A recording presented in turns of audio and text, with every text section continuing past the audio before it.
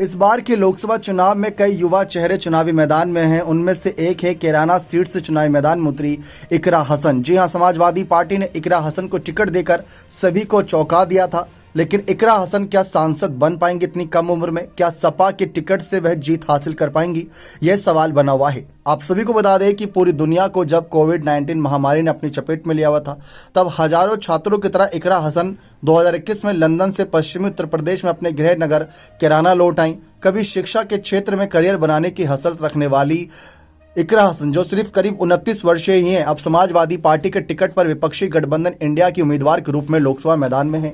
उनका मुकाबला भारतीय जनता पार्टी के मौजूदा सांसद प्रदीप चौधरी से है, जिन्होंने 2019 के आम चुनाव में उनकी मां तबस्सुम बेगम को हराया था। इकरा हसन की मां से पहले उनके पिता मुनव्वर हसन लोकसभा में कैराना का प्रतिनिधित्व करते रहे। हसन के पिता का निधन हो चुका और उनके भाई नाहिद हसन कैराना से विधायक हैं। कैराना में 19 अप्रैल यानी कुछ ही घंटे मतदान होना और इकरा हसन के मामा ने बताया कि इकरा प्रचार में बहुत ही ज़्यादा व्यस्त हैं। इकरा के मामा बबलू चौधरी ने याद किया कि कैसे उनकी मृदुभाषी और मजबूत इरादे वाली भांजी ने 2022 के उत्तर प्रदेश विधानसभा चुनाव में अपने भाई के लिए प्रचार किया था। उस वक्त इकरा के भाई जेल में थे। इसके बारे में पूछे जाने पर कि इकरा हसन ने कहा कि उन्होंने 2 साल पहले विधानसभा चुनाव अभियान से बहुत कुछ सीखा।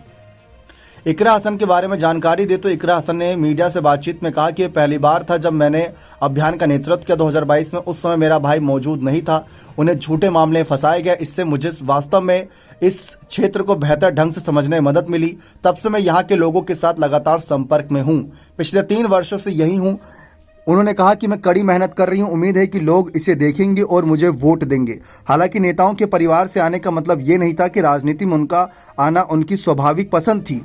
उन्होंने कहा कि जैसे कि मैंने कहा कि मेरा परिवार राजनीति में था, इसलिए मेरी हमेशा से इसमें रुचि थी, लेकिन इसमें शामिल होने में रुचि नहीं थी। मेरी थीसिस भी चुनाव सुधारों पर केंद्रित है। मेरी रुचि का प्रमुख क्षेत्र राजनीति था, केवल शिक्षा में, और मैं पीएचडी करके शिक्षा के क्षेत्र में करियर बनाना चाहती थी, लेकिन नियति को कुछ और मंजूर था। उन्होंने कहा कि मैं शिक्षण के क्षेत्र, विशेषकर यहाँ महिलाओं के लिए उच्च शिक्षा पर ध्यान केंद्रित करना चाहूँगी। लेकिन जिस तरीके से इकरा हसन की यहाँ पर दावेदारी है, बसपा के श्रीपाल राणा और दूसरी तरफ भाजपा के प्रदीप चौधरी इनके लिए बड़ी मुसीबत बनकर रास्ते की दीवार बने हुए हैं। क्या इस दीवार को लांघकर इकरा हसन बहुत कम उम्र में सांसद पहुँच पाएंगी? क्योंकि जैसा कि हमने आपको बताया कि यहाँ पर इनके परिवार का अच्छा खासा दबदबा रहा है, यहाँ पर मुस्लिम प्रत्याशी की अच्छी खासी पकड़ रही है, और देखा जाए प्रदीप चौधरी और श्रीपाल राणा में यहाँ पर कहीं ना कहीं इकरा हसन मुस्लिम बहुल सीट पर इस पर कहीं ना कहीं अपना साइकिल दौड़ा सकेंगी। सवाल बहुत बड़ा है। इकरा हसन का चुनावी मैदान में उतरना ही एक दिलचस्प मुकाबला बना था।